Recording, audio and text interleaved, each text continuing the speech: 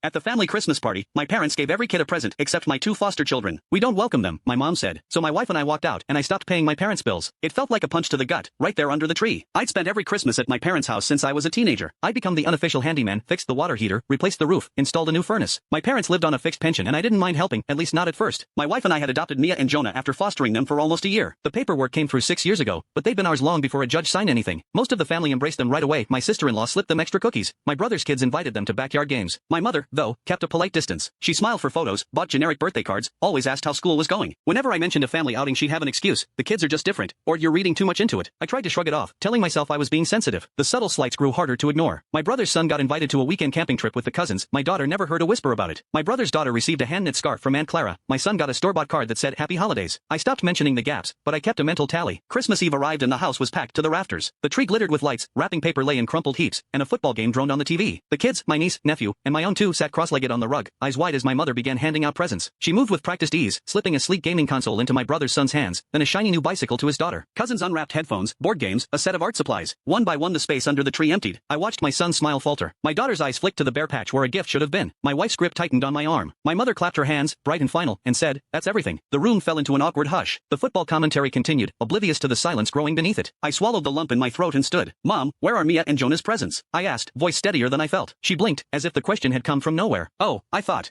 they'd get something else later," she murmured, glancing toward the kitchen where aunts were refilling coffee mugs. "You know how it is, different situations." I felt the old frustration rise, but this time it was different. I wasn't just hurt for myself, I saw the confusion in my children's faces, the way they looked to me for reassurance that they still belonged. I took a breath and said, "We've been helping out around this house for years. I've paid for repairs, upgrades, everything that keeps this place running. But if my kids aren't considered part of this family, I can't keep pouring money into a home that excludes them." The words hung in the air. My father looked up from his chair, his eyebrows knitting. My mother's cheeks flushed a deep rose. "You're being unfair," she said quietly. "We love them." "Love isn't just a feeling you keep to myself," I replied. "It's shown in the little things, like making sure there's a present under the tree for every child who calls this house home." Silence stretched again, then my sister-in-law stood, handing Mia a small, wrapped box she'd been hiding behind her back. Inside was a soft, stuffed fox, Mia's favorite animal. My brother slipped a new skateboard into Jonah's hands, grinning. The tension eased, not because the problem vanished, but because we'd drawn a line. The next morning I called my parents and told them I'd no longer be covering any household repairs or upgrades. I explained that I'd still love them and would visit, but I couldn't continue to subsidize a household that treated my children as afterthoughts. It was a hard conversation, but it was necessary. We spent the rest of the holiday season building our own traditions, movie nights with homemade popcorn, baking cookies together, letting Mia and Jonah pick the tree for our apartment. The gifts under our own tree were modest, but each one was chosen with thought, and every smile that followed felt earned. What I learned that Christmas is simple. Family isn't defined by whose name appears on a deed or a birth certificate. It's forged in the moments we choose to show up, to give, and to protect the ones we love. If a bond requires you to keep paying for a house that never feels like home, it's time to build your own roof, one where every child knows they belong.